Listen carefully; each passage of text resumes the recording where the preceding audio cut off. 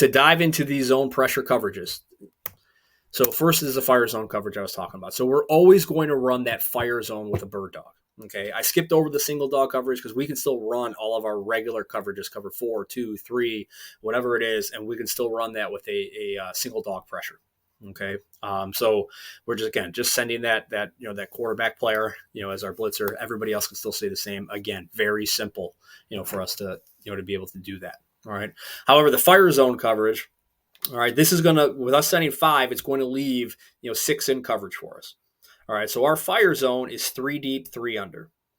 So unless they're blitzing, okay, because we do have some corner blitzes. All right, so unless they're blitzing, the corner to the field and the 2 safeties are responsible for being our deep third guy.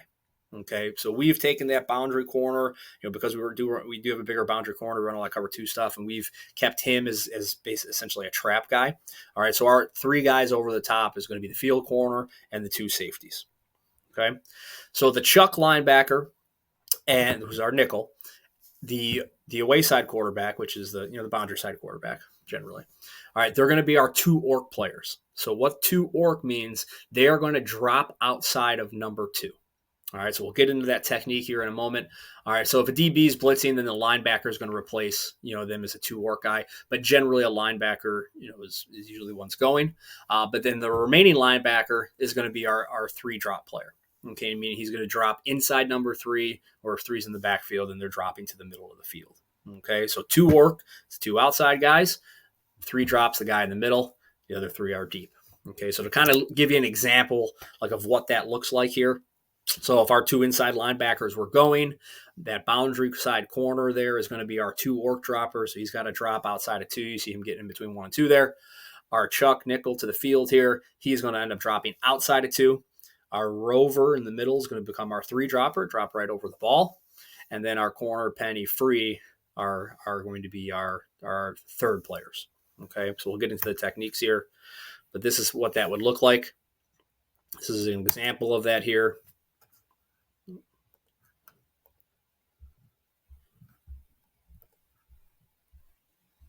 So you can see our 2 inside, our Chuck is blitzing on this one, and one of our inside linebackers. All right, so that is going to make this linebacker here become our whole guy. Now he's getting play action, so he's starting to step up with that. All right, but we are dropping this safety here and this safety here. Okay. Deep third. And then I think in this instance here, we played this guy as the deep third. Like I said, we have the ability to change that up because everybody knows these techniques. Corner does a great job of shuffling out of there, reading the QB's body language, and breaking on that, what's supposed to be a post there. All right, we'll get into the blitz paths and stuff later. This is what it looked like here from the tight.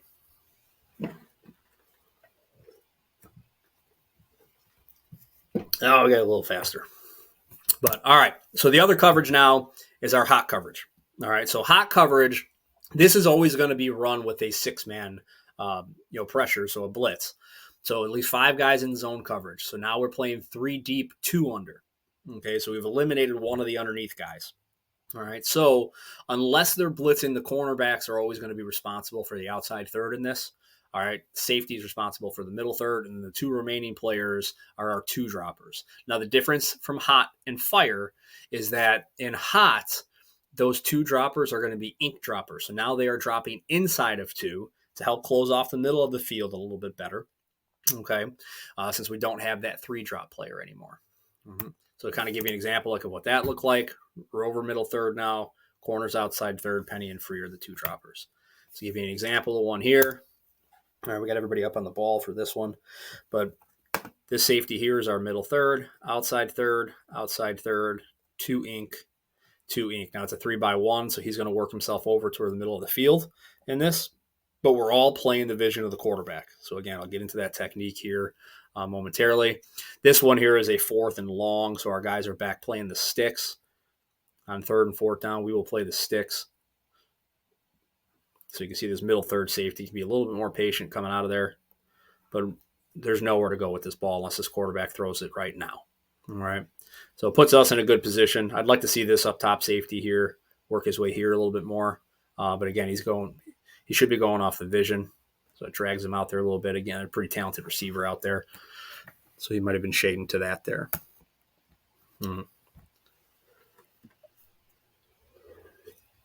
That there is not one of our main pressures, something that we just did there in that situation.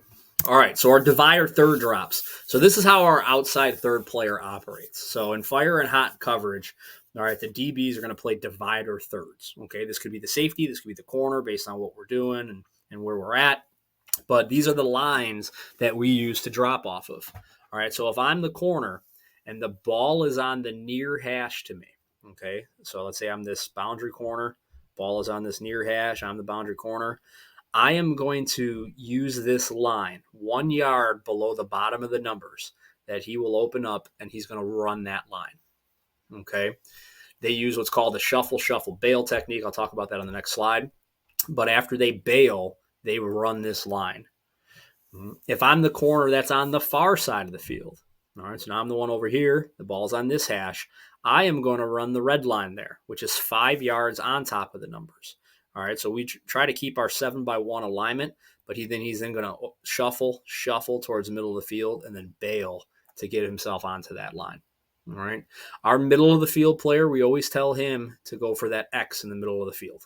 Okay, so whoever our middle of the field guy is, let's say it's the penny, he'll open, shuffle, bail to the middle of the field. Okay, we operate again off the QB's vision as well too. So once they get into that bail, especially the middle guy, he can start weaving with that.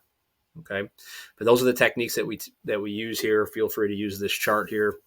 If the ball is in the middle of the field, right here in the middle of the field, then both outside third guys will run the blue line 2 yards on top of the numbers.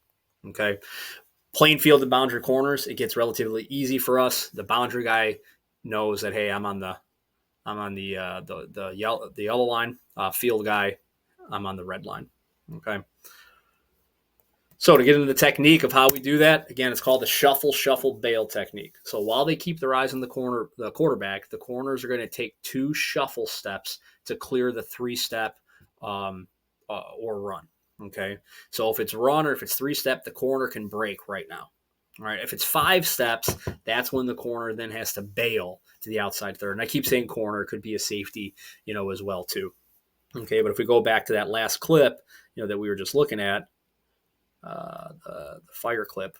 All right, you can see this corner up top do a pretty good job with his shuffle step there. All right, he doesn't take another shuffle step. He looks like he reads it a little quicker. So that's pretty good on his part. Boundary corner down here in the bottom, you can see his shuffle steps.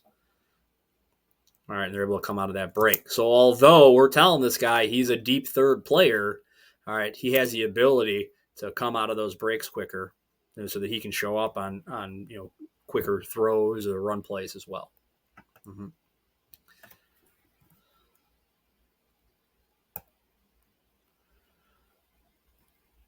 So for our underneath guys, all right, we have our 2 orc drop.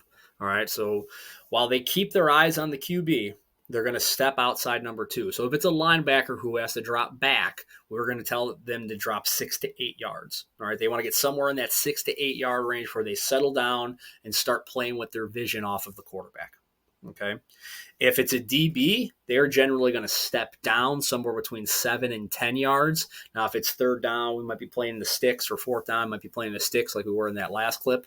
All right, but they're going to stay at 7 to 10 yards. And if it's run or 3-step, either of them can break on the ball immediately. All right, but it's 5-step or play action, they are going to start to slide with the vision of the quarterback. All right.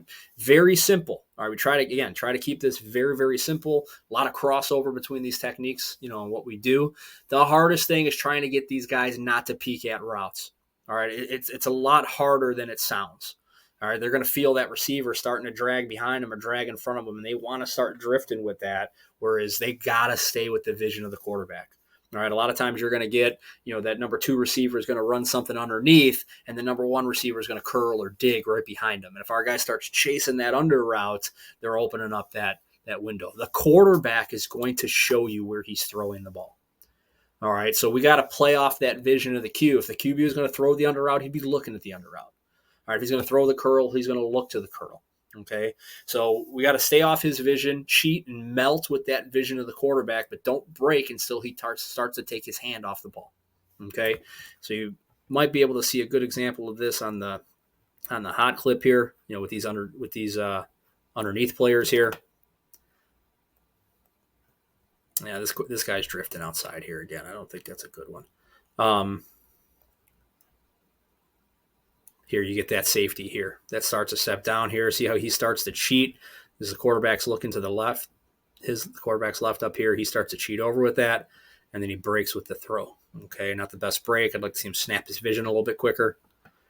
All right, this safety here is getting sucked up with the run a little bit, but we'll have some more blitzes that we'll look at here. We'll be able to cover those techniques a little bit more.